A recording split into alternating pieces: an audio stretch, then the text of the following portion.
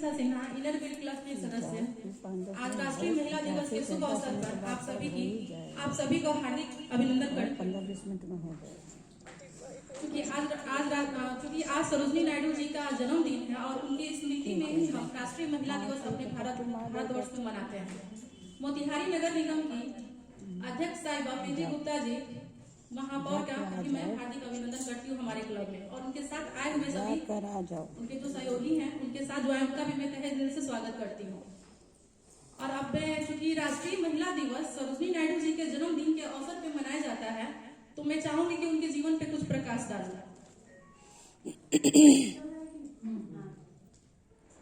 सरोजनी नायडू जी एक महान स्वतंत्रता सेनानी, नेता और कवियत्री थी, जिनका जन्म हैदराबाद के 13 फरवरी 1879 ईस्वी में एक बंगाली परिवार में हुआ था। उनको भारत की कोकिला से भी नवाजा गया है। मैं बता दूं कि पंडित जवाहरलाल नेहरू ने उनकी कविता लिखने के उपलक्ष्य में उनको भारत की कोकिला नाइटिंगेल ऑफ इंडिया से नवाजा था। सरोजनी नायडू जी के पिता का नाम अघोरनाथ चट्टोपाध्याय था, जो कि एक कुशल शिक्षक थे, और उनकी माता का नाम वरदा सुंदरी देवी था, जो कि एक बंगाली भाषा में कविताएं लिखती थी, एक कवित्री थी। सरोजनी नायडू जी के पिताजी चाहते थे कि वो आगे चलकर एक वैज्ञानिक बने या फिर गणित भाषा में अपनी पढ़ाई को पूरा करें, बट सरोजनी नायडू का जो हॉबी था वो कविताएं लिखने का था, और वो बहुत ही खूबसूरत कविताएं लिखती थी, जिसकी वजह से उनको 1905 में जब बंगाल विभाजन हुआ था तब उनकी एक कविताएं आई हुई थी, प्रकाशित हुई थी, बुलबुले एहिम। उसके बाद वो इतनी ज्यादा पॉपुलर हो गई कि उनको पहचान मिलने लगा, और उनके प्रशंसकों में से पंडित जवाहरलाल नेहरू, महान व्यक्ति रविंद्रनाथ टैगोर, गोपाल सिंह गोखले जैसे भावी लोग उनके फॉलोअर बन गए, उनके प्रशंसक बन गए। सरोजनी नायडू जी का जो एजुकेशन था वो आपको मद्रास के विश्वविद्यालय से कंप्लीट वो अपना एजुकेशन की हुई थी, और वहां भी वो जाकर छात्रवृत्ति स्कॉलरशिप गेन की हुई थी।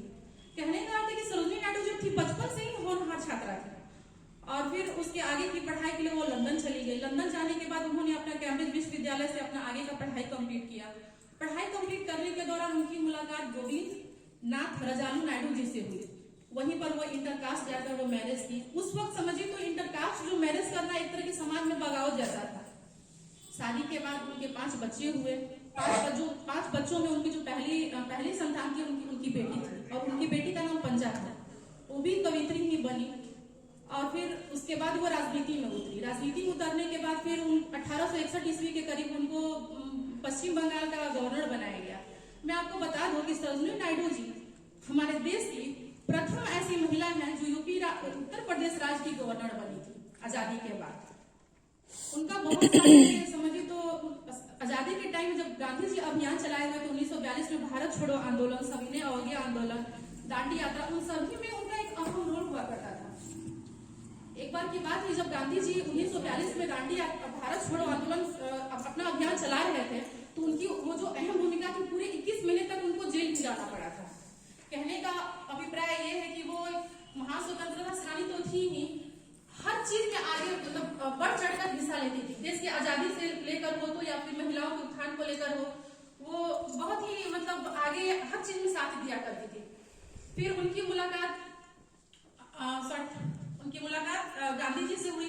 फिर वो सविनय अवज्ञा आंदोलन में भी उनका साथ दी। उसके बाद फिर क्या हुआ कि एक दिन ऑफिस में वो काज कर रही थी, लखनऊ के ही ऑफिस में अपना वो काम कर रही थी। सन 2 मार्च 1849 ईस्वी के करीब में, 1949 ईस्वी में उनको हृदयघात आया, और फिर वो चल बसी। बट ऐसा है कि सरोजनी नायडू जी हम सभी भारतीयों के लिए